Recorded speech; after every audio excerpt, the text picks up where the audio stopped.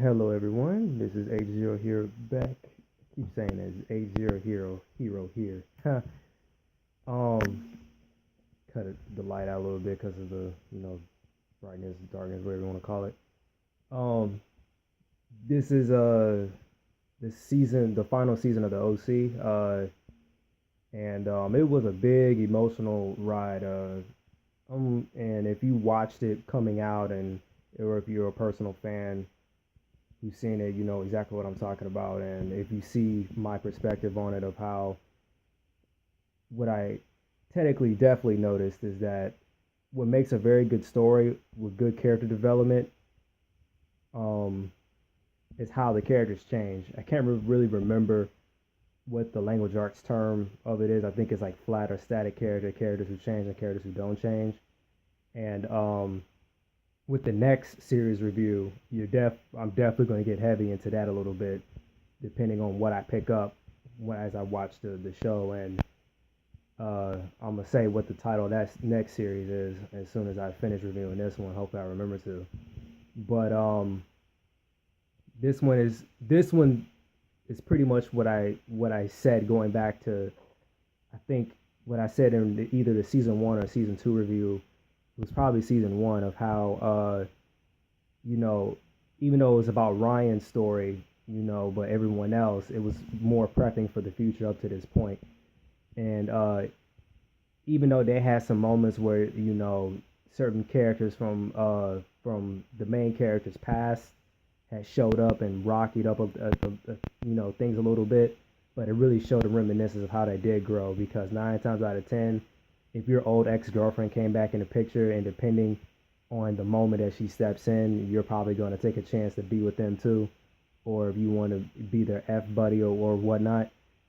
So, because there were certain moments I would watch the show, I was like, man, I would totally go for her. Are you kidding me? But looking at it, it's a completely different perspective, and how and where you put yourself in that position. It's kind of like that Bible passage, as you I can't remember how it goes. Yeah, when you were a child, you understood as a child, you comprehended like a child, but when you got older, you had to put away childish things. On the top of my head, I can't really remember which Bible, what part of the book of Bible that came out of. You could possibly tell me in the comment section, but it was one of those nice poetic passages. In another movie review, they also use that particular passage from the Bible. But going back with the OC, it was mainly showing the growth of the characters, and it kind of sucks because I think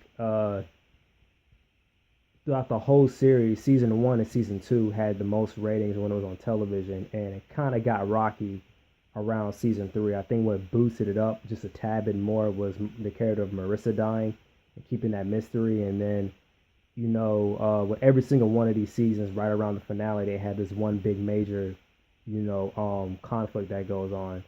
So, like, season one was Ryan leaving. He moved out of Newport. Season two was when Marissa shoots uh, Trey, which is Ryan's brother. And then on the season three was Marissa dying. And that's what I noticed about most of these shows. And of course, with the next one that I'm going to mention, they kind of do the same formula. And sometimes I like it, sometimes I don't. It's kind of predictable in some ways. And like I said, me being a writer, you know, I understand when certain studios don't want it to go that way because it'll drag, but at the same time, I just said screw it and just go ahead. But you have to make money off of these at the end of the day, so it probably explains why the show really didn't last that long. Because I heard rumors that they were going to do some kind of a reunion, and majority of the actors have moved on to do different things. Like I said, Benjamin McKenzie's on Batman on Gotham now, and some of the other actors are already known actors. Melinda Clarke, Kelly Rowan, Peter Gallagher, and Adrian Brody, and even Rachel Bilson. Rachel Bilson's career had had someone got notoriety right after the show had ended. She was on Jumper and some other movie, and I haven't really seen much of her, but I know at one point she was still in the acting circuit. So, and also since I seen him on here, Chris Pratt was on the show. Yes, he's now a huge A-list actor. Jurassic World, Guardians of the Galaxy. The first movie I saw him in, outside of this, because I didn't even know who. Of course, I didn't know who he was at the time. It was Wanted, which is another eventual one I'm going to get to. But that's when I saw him, and then I went back to watch this, and I was like, oh snap, yeah, I can't believe he was on there. But there's been other known, small list actors that were on this show. I think Willa, just saw Willa something, but I think she's on. I want to say she's either on Arrow or on Flash. You can correct me if you want to, but she's climbing up there on the circuit as well. And the cool thing, me living here in Atlanta, she was at the recent Dragon Con, which was like a week ago or 2 weeks ago, I think. And Kevin Sorbo was also on here as well. He played Ryan's abusive dad, and Kevin Sorbo is a guy that played Hercules in the early '90s, and of course, everyone loves the nostalgia, but I really think his best acting had came on this show because it was more realistic and grounded. And I'm not trying to hate on him for being Hercules because that's his major moneymaker, and I grew up watching the show as well. But he has some good dramatic chops doing this, and I think he was on a movie where he played an atheist. It was a God is Dead or something like that. So,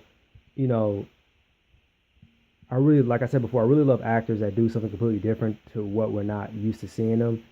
And, it really shows up their props that they can do this and you can take them more seriously. And at the same time, they can have a mixed bag of what they're originally known for. But going off with the story, the major characters, I think they got a nice send off. There are some points. I bet some of the fans on the blogs on this show, they were probably, writing their own stories of what happened to the rest of the characters. And, even the creator said he thought about doing a spinoff show that dealt with Anna. And it was another spinoff of another character that they had talked about as well. But Anna was pretty much the chick that gave Seth his confidence on the show. And Seth was pretty much like the nerd. He reminded me a lot of me. But at the same time, I have a mixed bag of Ryan's personality as well because I know what it's like to live a rough life the way he did. And that's why I liked the show in the beginning, because the show overall was about him. And I liked how the series had closed because the opening scene of the show, the very beginning of the pilot, it opened with Benjamin McKenzie, Ryan's character, and the way it ended with him as well. He was the beginning shot and the ending shot of the show. So and furthermore, I was trying to remember what I was talking about something had to do with the characters. It was just their growth and development, and I'm glad at how a lot of them changed. There were some moments where certain things got questionable, like you don't show up to someone's house and try to buy their house right off of them living there, no matter how much money you may offer them. That was my only main issue, but I guess it's Hollywood. You got to write in a happy ending, one way or another. But to end this video, I liked how the series ended because the very last shot, Ryan had helped another kid the way Sandy had helped him. And Sandy is the father of the family that he is adopted by. And, it had some good pivotal moments where it was a reminiscence of, different interpretations. Like even when he left the house after the earthquake and had destroyed it and they had sold it, he had saw Marissa one last time before he had left. And it was like, I think it was metaphorically, or it could have been, spiritually saying that she's still there, watching over him in a way. And because, she did a very good job of Mischa Barton, and the messed up thing, they had killed her character because they couldn't do anything else with her. And it's kind of funny because on some of these shows, especially the one again I'm going to mention, I really feel you don't necessarily have to kill everybody, but this show didn't have many characters that died. It wasn't like a major Romeo and Juliet bloodbath, but or Shakespeare bloodbath. Let me correct it. But that's just how I am now. When I got older, sometimes it's nice to write off characters, or they just never showed up again, and it left that mystery of wonder. Just like real life, you never always get full closure in certain situations. But it is television. But the next TV series that I'm gonna review, is The Walking Dead, all the way up to season 7. I'm not going to do weight because I have a rule when I do these reviews, and I think I may have stated it before, that I only review, movies or TV shows that I personally own. And it's going to get a little bit later to what I might buy when I ask you guys in the comment section. So, yeah, going back to me bringing up The Walking Dead, the main core of the show is how the people change, and how they're thrown in a desperate situation. And I'm gonna give a little bit more parables because it goes into a good example is like 9/11. You saw how people acted a little bit differently during 9/11, and I'm not gonna get into the whole politics of what some people might want me to say, but you know, that's when I personally noticed that people started to change. And this, I didn't officially notice it. I didn't say it to myself, but because I was probably like 11 or 12. But that's the best example when the real world really struck and hit me of how people in massive waves die. I'm not reading it in the book or seeing it on TV in another state. It happened literally not that far. Well, I was still here in Georgia, but I did used to live in Jersey at the point. But going to that, it just, again, how people change really quickly. They're thrown in a disastrous situation. And same thing that happened on this show as well. Certain situations had made some of these characters change.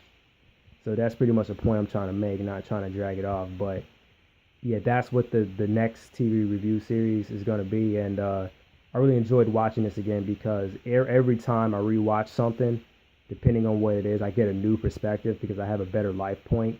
And sometimes I may make fun of their writing, or I stop to think about the real human scenario of what people might do, even though it doesn't make logical sense. And some of it's kind of true. Some of it is just rushed or choppy writing, at moments where it felt weak. But yeah, that's pretty much all I have to say. We can talk about in the comment section. And yeah, see you guys on the next review, which is The Walking Dead Season 1.